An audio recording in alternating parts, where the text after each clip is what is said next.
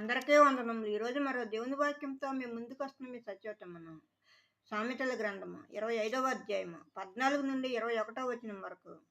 కపట మనసుతో దానమిచ్చి డంబము చేయువాడు వర్షం లేని మబ్బును గాలిని పోలి ఉన్నాడు. దీర్ఘశాంతం చేత న్యాయాధిపతిని ఒప్పించవచ్చును. సాత్వికమైన నాలుక ఎముకలను నలుగగొట్టును. తేనె కనుగొంటివా, తగినంత మట్టిగా త్రాగుము. అధికముగా త్రాగిన ఎడల కక్కివేయుదువేమో. మాటి మాటికి నీ పొరుగువాని ఇంటికి వెళ్ళకము.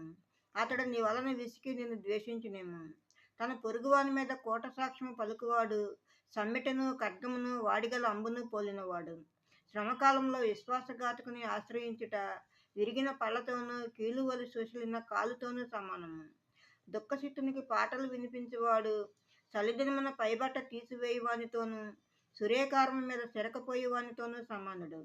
నీ పగవాడు ఆకలిగొనిన ఎడల వానికి భోజనము పెట్టుము. దప్పికొనిన ఎడల వానికి దాహమిమ్ము. అట్లు చేయుట చేత వాని తల మీద నిప్పుడు కుప్పగా పోయిదువు. యెహోవా అందుకు నీకు ప్రతిఫలం ఇచ్చును. ఆమేన్. మరో దేవుని వాక్యంతో రేపు మీ ముందు ఉంటాను. అందరికీ శుభరాత్రి. మన ప్రభువును ప్రియరక్షకుడైన యేసుక్రీస్తు కృప, కాపుదల, రక్షణ, ఆశీర్వాదము మన అందరికీ ఇప్పుడు ఎప్పుడు సదాకాలము తోడై ఉండును గాక. ఆమేన్. ఆమేన్.